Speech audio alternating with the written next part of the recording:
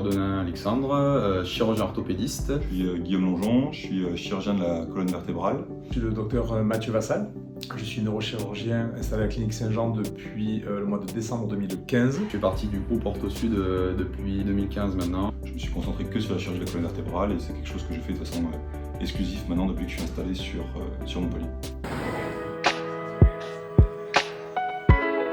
L'endoscopie en chirurgie vertébrale, c'est vraiment quelque chose de nouveau. Ça représente quasiment maintenant presque 50% des gestes que je pratique au bloc opératoire. L'objectif de la chirurgie va rester le même, c'est-à-dire que ça va être de décomprimer la gaine des nerfs ou un nerf en enlevant une hernie discale par exemple. C'est l'abord chirurgical qui est un petit peu différent puisqu'au lieu d'ouvrir, on va pouvoir faire 2 petites incisions et dans une incision, on introduit un endoscope. Donc un endoscope, c'est un petit tube métallique où au bout il y a une caméra. Et par l'autre incision, insérer nos instruments et travailler dans l'eau.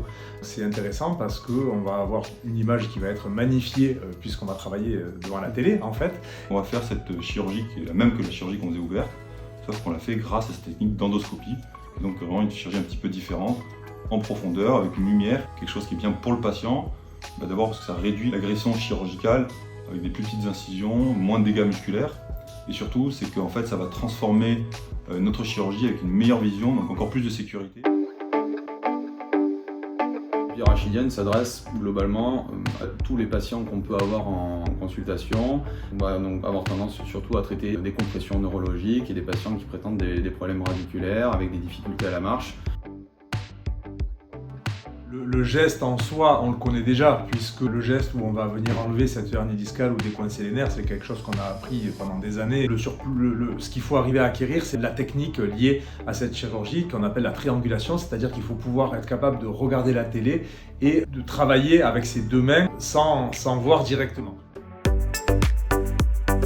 Concernant les bénéfices réels, on a moins de traumatismes tissulaires liés à l'abord chirurgical, ce qui semble assez évident étant donné qu'on n'ouvre quasiment pas. On a beaucoup moins de problèmes de retard de cicatrisation ou d'infection, beaucoup moins de complications à type de fuite de liquide céphalorachidien. Et surtout, c'est qu'en fait, ça va transformer notre chirurgie avec une meilleure vision, donc encore plus de sécurité. Étant donné qu'on est moins déstabilisant sur les structures ligamentaires ou discales, on a tendance à moins en moins stabiliser, c'est-à-dire à moins en moins mettre de vis, de tiges, de fer d'arthrodèse, des durées de convalescence qui sont plus courtes et des récupérations qui sont bien meilleures. Et c'est vrai qu'on est très content d'avoir démarré ça et les patients en sont contents également, on a des suites opératoires qui sont très intéressantes.